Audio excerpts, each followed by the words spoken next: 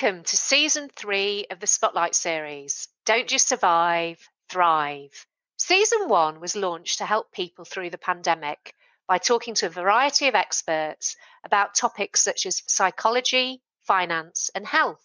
Season 2 focused on more work-related issues, including HR, marketing, and leadership. Now it is time for Season 3. Season 3 is centred on the IT industry, specifically tech startups. There are also career spotlights where I talk to senior IT people about the secrets to their impressive career journeys. My name is Nicola Steele, founder of JJP Talent Solutions, an Australian IT recruitment company. For over 20 years, I've helped tech startups and innovative SMEs to attract, recruit, and retain technical talent.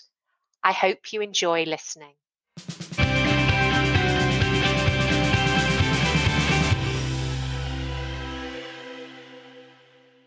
I'm delighted to introduce Sharyn Doolan. Sharyn has many years' experience as a professional voiceover artist. When she speaks, you will no doubt recognise her voice. Sharyn is also the founder of an early-stage tech startup called Zijit, which she describes as Shazam for creatives. Today, we're going to talk about the challenges of being an early-stage startup founder. Sharyn, thank you for joining me on Season 3, Episode 6 of the Spotlight series, Don't Just Survive, Thrive. Thank you. It is wonderful to be here. Thank you very much. And I hope I've pronounced the name of your company correctly. I was stumbling over my words just then with Zijit and then Shazam. It's a bit of a tongue twister. Both of them have got Z in it. Yes, absolutely. Zijit. Thank you, Zijit. Well, thank you very much, Sharyn. And tell me a bit more about your career over the years. And also, please put the listeners out of their misery. Where have we heard you before? Oh, gosh. You've been listening to me for a very, very, very long time. I will start back in the beginning and then work my way through to now. Is that okay? That's perfect.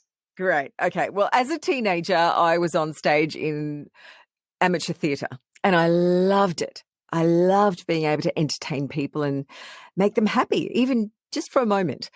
And I was told by everybody, do not become an actor because there's no money in it. So being a teenager and listening to my parents and everyone who was older, I went, okay. I didn't want to be a secretary, which is what mum and dad wanted me to be. I was far too creative. So I started to look at radio. And I didn't think my voice was okay. I thought it was very deep for a girl. You know, all the other girls were a lot higher and a lot chirpier. And here I am with this, deeper voice. But I loved radio. And I thought, okay, if I get into radio and do something behind the scenes, that's going to be a whole bunch of fun. That's what my thought pattern was. Other program directors and people that I met along the way had a different idea. They heard my voice and went, wow, you could be on the radio. And so I did a couple of different courses when I was down in Melbourne to learn how to be a radio announcer. One was a class tuition and one was private tuition.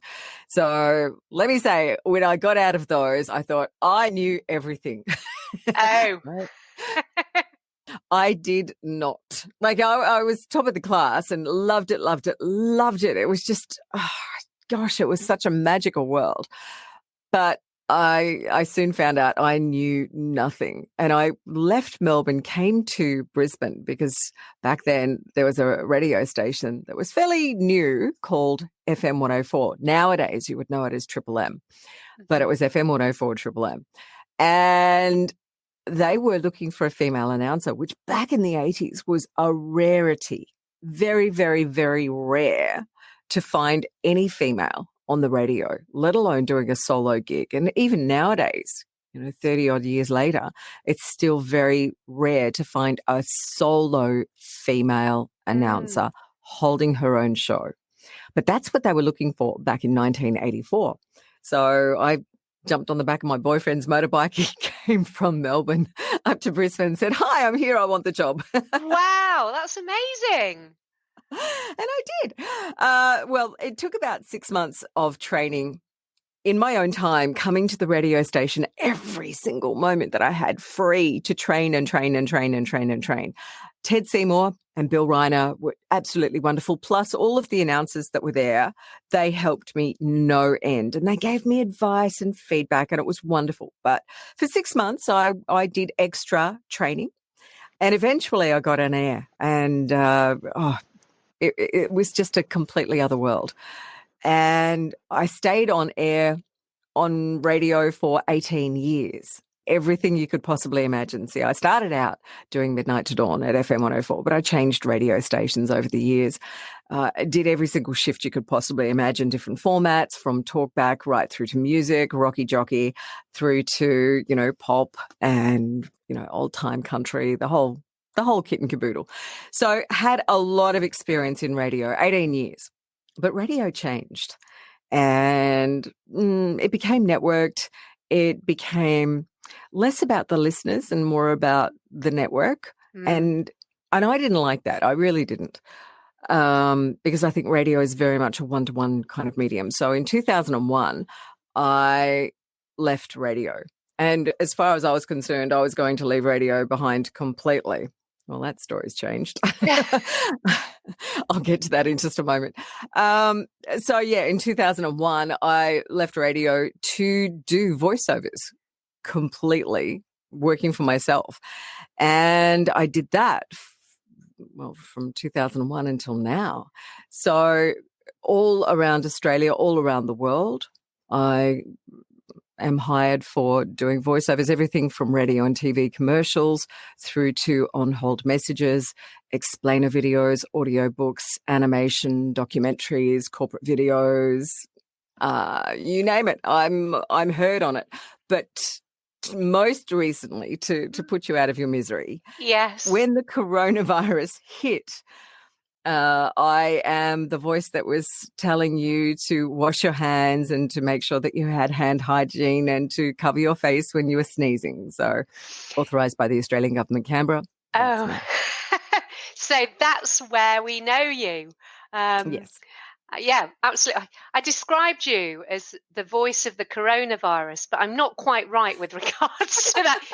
You're not speaking on behalf of COVID-19.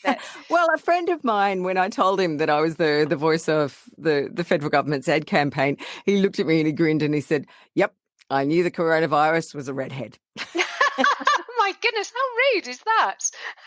I laughed. I thought it was funny. Well, that's where we all know you. And you've got this fabulous career history in radio, being a voiceover artist. What made you decide to go into the crazy world of startup land? And why do you think there's a need for Zijit?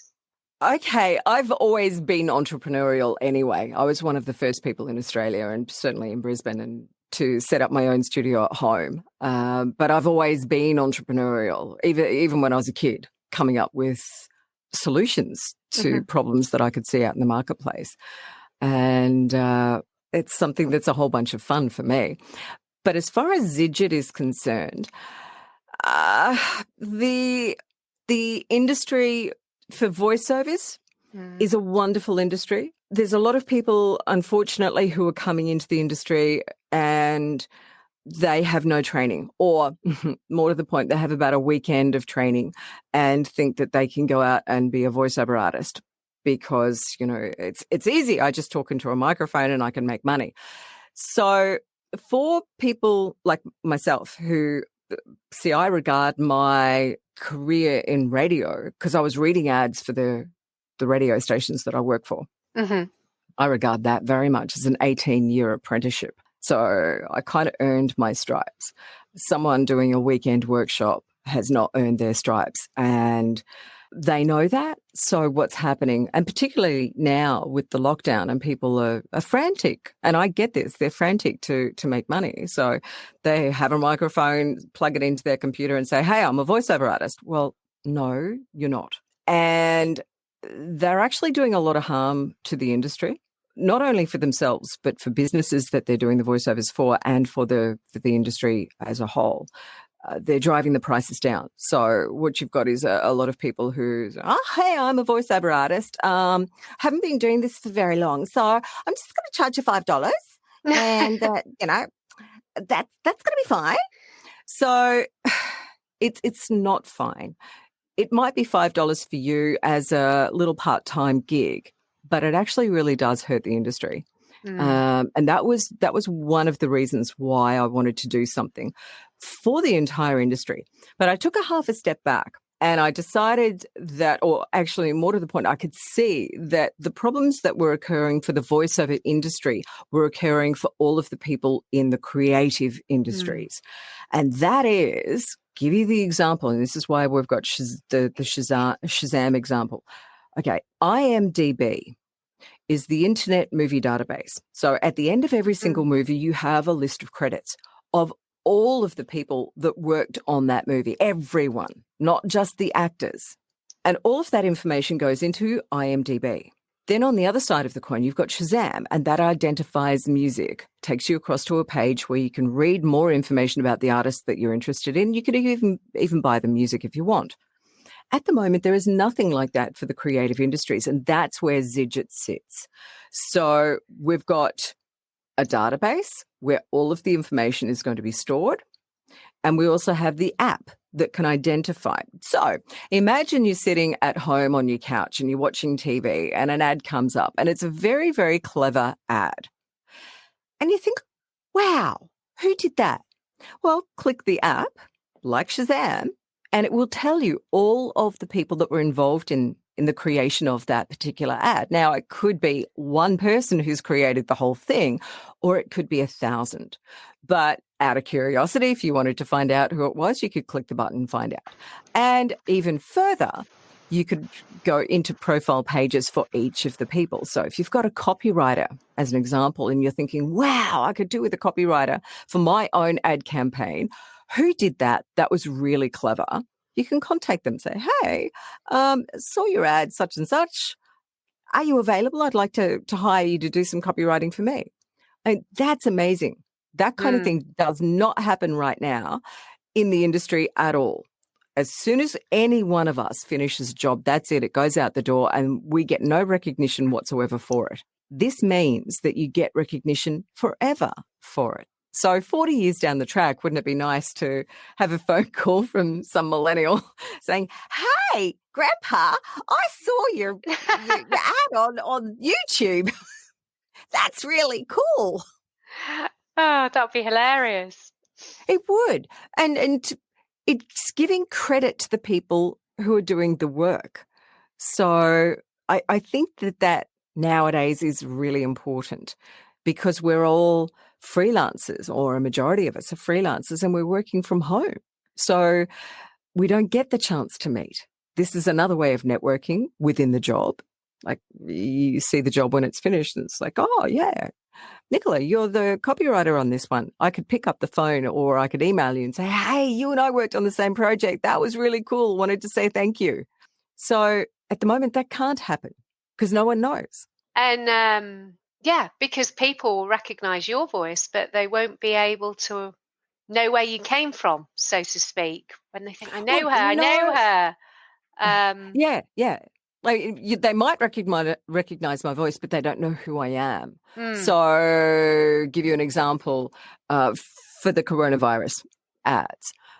Yeah, people got to hear me. Unless you actually knew who I was and knew me personally, and this happens all the time. People go, oh, Sharyn, I saw your ad, or I heard your ad, or blah, blah, blah.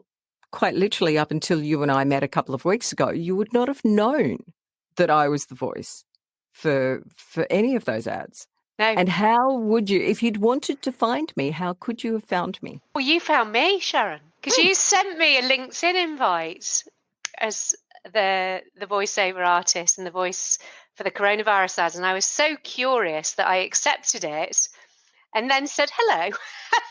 I'm very curious as to why you've connected with me, and it was the association with River City Labs. That's correct. That I was totally intrigued as to why you wanted to be part of my network, and then with River City Labs and the Activate program, it made complete sense. So tell me a little bit more about that experience with the Activate program at River City Labs. Oh, if I could explain it in a very short phrase, it would be, it's like trying to drink from a fire hydrant. Oh my goodness. You literally have to work hard, run fast. It is an amazing program. The mentors are incredible. But you literally, when you dive into that as a program, get set to work hard and run fast. Because you're on a limited time frame, and it pushes you to get things done. It's amazing. So all I can say is, if you've got an idea that you think has got legs, then you need to get onto this program, and just, it'll test you. It'll test everything about your idea, but you'll get so much fabulous advice. And the cohort that you end up being with in the program are incredible. Absolutely. Everyone helps each other. And it really is. The support there is amazing. The mentors are incredible. They make you stop and think about things that you perhaps hadn't considered, and look at it in a different way, because they've been there, done that. And unless you are very experienced as an entrepreneur and you have several startups behind you, which I can say I don't, it's wonderful to have that kind of mentorship and to be able to ask questions. Yeah, definitely. And you've got that entrepreneurial spirit, but never been involved up until now with a tech startup. No. And in terms of the next cohort starts next month, I think it is. Is there any other advice that you give for them to really maximize their success? Listen to everything that has been given to you from the mentors. Ask questions. Sometimes it can be a little intimidating, but just jump in, boots and all, because they're there for you in every sense of the word. Make sure you book in early. So when the calendars for the mentors open, just jump in and book. Even if you think, oh, what am I going to talk about?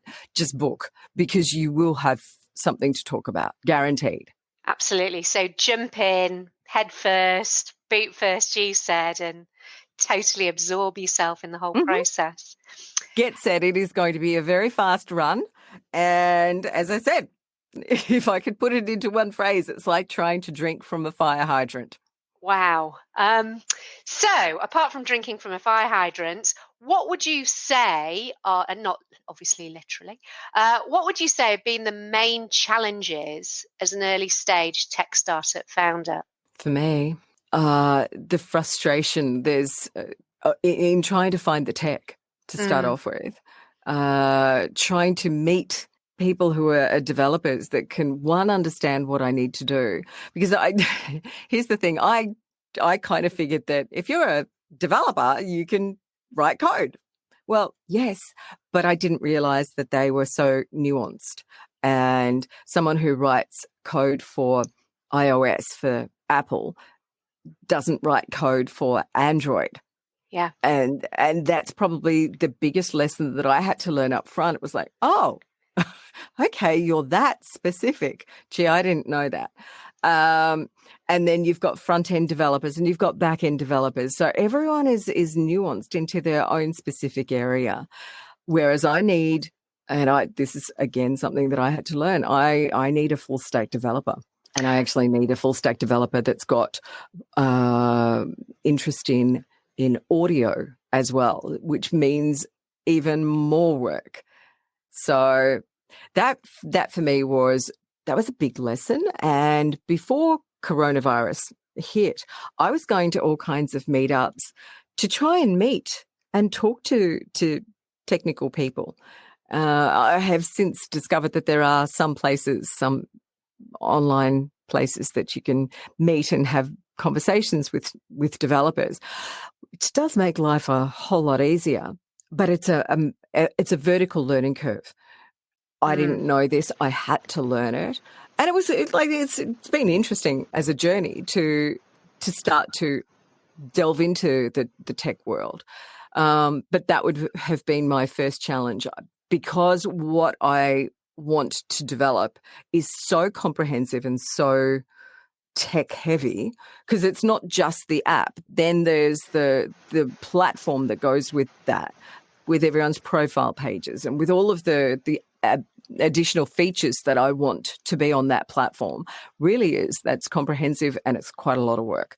So the tech side of things, and because I know it's quite tech heavy, that means it's also going to be expensive. So chasing down to get the investment side of things. And that is almost like a vicious circle, is that I need the money to pay the tech, but I need the tech so I can get the money. Which one comes first? That is actually a circle. I do wish that someone would solve that as a problem, because it really is a problem for not only me, but for others in the industry. It's like, we've got a great idea. We need to have the money so that we could do the tech, so that we can get more investment. You know, someone who would fund to a degree or work with the people at a concept stage. Yeah, definitely. I mean, it is a catch-22, of course, getting the tech, getting the investment. And as you say, it's all very dependent on each other. I think I heard recently, and correct me if I'm wrong, that River City Labs were trying to formulate something like that, bringing more tech people in from the Activate program and the other incubator type programs. Yes, and I'm so pleased. Yeah, which will be really useful. And I guess as well, developers tend to specialize, as you say, whether it's iOS or .NET or Java or JavaScript, etc., etc.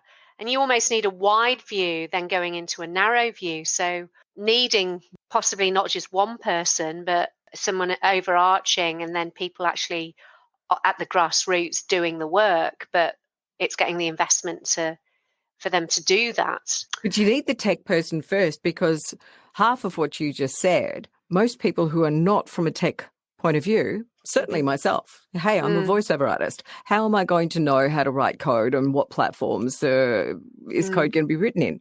That is another language completely. So from a non-tech point of view, how do you know what C++ is, and is that going to be okay? And do I need to ask for someone who can write in C++, and what does that mean? Or do I need someone who that's for a non-tech person, that is Swahili. Yeah, absolutely. I can speak a bit of Swahili. Well, please do. I can't remember it now. Jambo, Asante Sana. I was stuck in Kenya when I was about 18 in the airport for a few hours, so I read the Berlitz Guide. But anyway, that's a different story. Coming back to, I have to go and revise it again. It was a long time ago. But coming back to investment and funding. So how have you funded your startup so far, and what are your plans moving forward? I've bootstrapped, meaning I have spent my own money so far. Yeah. So, yeah, I'm looking for, and it's really been interesting over the last couple of weeks. We've managed to find and talk to some people who are developers. And again, it's an interesting, very interesting process. We've got a guy in Sydney who is very much into AI, can write the code, does not want to do UX or UI. Now, these are terms that I've actually had to learn. The user interface and the user experience. So UI is user interface, UX is user experience. He doesn't want to do any of that. That is other tech people who do that. He just wants to write the code on AI, which is artificial intelligence. There's another guy over in America that we're having a chat with who came from the gaming industry, which could be very, very interesting as well. So he's got a different set of skills. There's another one that we're hopefully having a chat with this coming Sunday who, again, has a different set of skills. So it's interviewing all of these people and thinking, okay, who's going to be the best one to start? And I'm very fortunate that one of my own mentors, I asked him to become a co-founder with me. He was happy just to stay as a mentor, but I said, no, look, I know what I know and I know what I don't know. And this this is a little more of his realm, the tech side of things. So not that he's a tech guy any longer, but he understands it a lot more than I do and can look at code and can speak kind of the same language, and they understand each other. It's like, John, thank you very much. So he has been wonderful. And if you can find yourself a mentor who has been there, done that, and works on the journey with you, like River City Labs is fantastic, but if you've got someone that you can find that will walk the journey with you, even better. Yeah, definitely. Was it about 3 or 4 weeks ago when I first met you, and it's been such a rapid journey, even in those 3 or 4 weeks, about how you've learned and developed and the journey and everything. It's been amazing. And in terms of the challenges that you've had, have those been intensified because you're a woman, or would they have just happened anyway, being a tech startup founder who's not a tech? I would say the latter. I don't think it's been because I'm a woman. Not at all. No. Okay.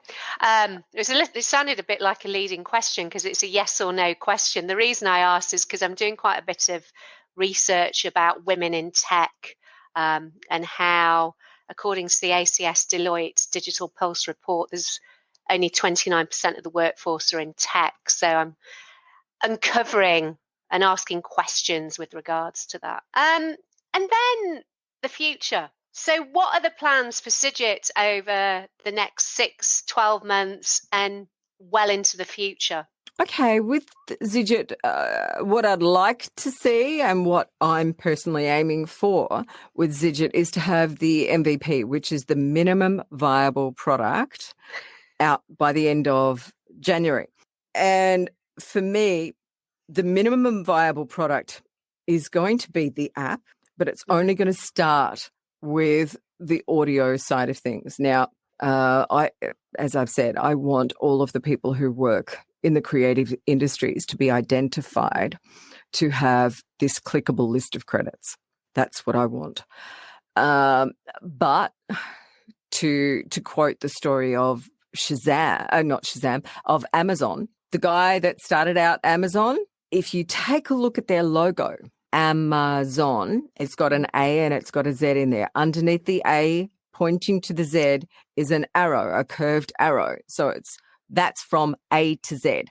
His vision was always to be the A to Z of a department store. Yeah. Literally sending out everything. That was his vision. His big vision was to be the A to Z of everything. Where he started was books. So he got his distribution channel 1,000% correct and made sure that it was perfect before even venturing into anything else.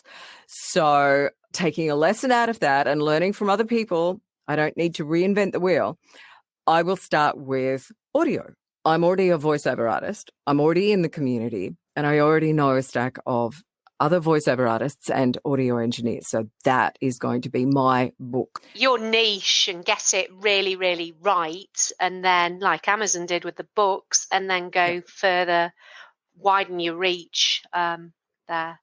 That's fantastic. Yeah, so we'll get that right first as we're doing that. And this is not just for Australia. This is worldwide. Everyone worldwide has the same problem, who work in the creative industries, every single one of us. So that's going to start generating a lot of data. That data will then be used to create and build out a platform, which there are so many things that I've got planned for the platform, one of which is to have a job board. So businesses, because it's a two-sided market. You've got talent, creative talent, and you've got businesses who need that creative talent.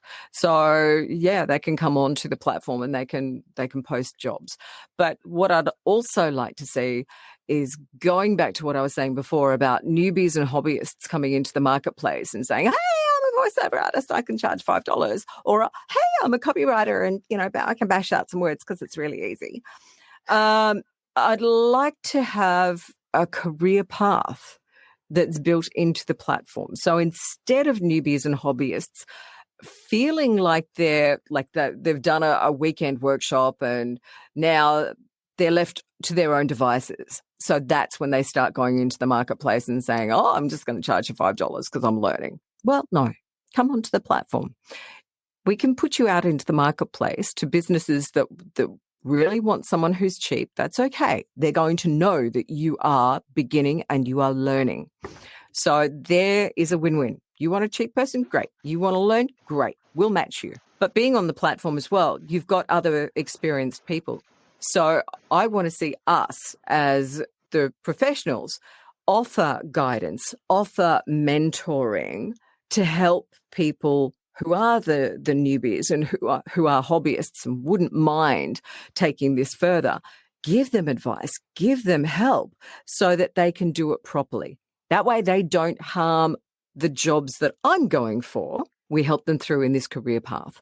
So I'd like to see that for all elements of the creative industries, whether you're a copywriter, voiceover artist, or, audio engineer, animator, graphic artist, digital designer, videographer, to have the professionals assist and help bring people through this career path. That's brilliant. And I really like, because at the beginning of the conversation, it was like all these young guns trying to, charge low, and which isn't good for the industry. But what you're doing is giving back and helping grow and nurture them, which is really fabulous. It's not, we don't want you, we just want you to be properly trained and more professional in what you're doing. And unfortunately for them at the moment, as I said, there's weekend workshops, and it's like, I'm going to charge you $1,000 for a weekend workshop. There you go, off out the door, can be a voiceover artist. Well, no, you can't, because you're not good enough. No.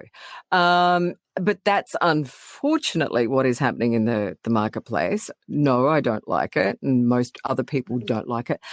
I've spoken to a number of people who've been in this position as well, the newbies, and they're frustrated because they feel like they know that they need to learn. They know that they need to hone their skills, but there's no other place for them to do it except to go on to, and compete against people like me. And that for them is unfair as well. So, coming from a radio background, there used to be a lot of radio jobs, out in the country. You could go and you could be a radio announcer. You could learn and hone your skills there, or audio engineering, or do voiceovers, or do anything along those lines. Those jobs are no longer there. So how are they going to learn? That's the problem. So yes, career path along the way would be nice. And you've got so many amazing ideas, but there's no way you're going to be able to, as you say, put them all into that MVP. Not into the MVP, no, but they will be built into the platform. And maybe even 12 months. Couple of years. I was going to say 12 months is going to be unrealistic. And you're learning all the acronyms: MVP, UI, UX, AI, etc., etc. You have to. It's absolutely covered with them. I know. Absolutely. Well, thank you so much for sharing your insights, Sharyn. It's always so lovely and interesting talking to you and hearing your voice, of course. I feel like, I do know you, but even before I met you, I kind of felt like I knew you. Thank you. Is there anything else that you'd like to share at all? Well, I just want to say thank you to you for hosting these podcasts and for giving everybody the opportunity to learn more about the industry that you're passionate about, and for being there and helping us in the startup world. I really want to say thank you to you, because this is a labor of love for you. Thank you very much. That's really kind. Well, I love speaking to all you guys and hearing your stories and your purpose and where you want to go. So, as you say, it's a win-win situation. Well, thank you very much, Sharyn. And I've got one last thing to say. Kawari ya konana. That's Swahili. And it means good. It means, I was racking my brains trying to remember. It means goodbye and I'll see you again. And if any of the listeners can speak Swahili, I'm sure I will be corrected, because it was the Berlitz Guide many, many years ago. But thank you. That's very funny. Thank you. Thanks, Nicola. You have a wonderful day.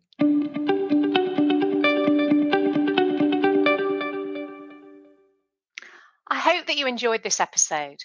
Please remember to subscribe, rate, and review. If you're looking for career advice, your next career opportunity, or to grow your tech team, then please call me, Nicola Steele, on 0499 773 546, or go to our website, jjptalent.com.au. The Don't Just Survive, Thrive podcast is part of the Spotlight series, which includes the YouTube channel Spotlight on Software Development. If you want more insights into the software industry, particularly tech startups, then subscribe to the Spotlight on Software Development YouTube channel. Thank you for listening. Until next time.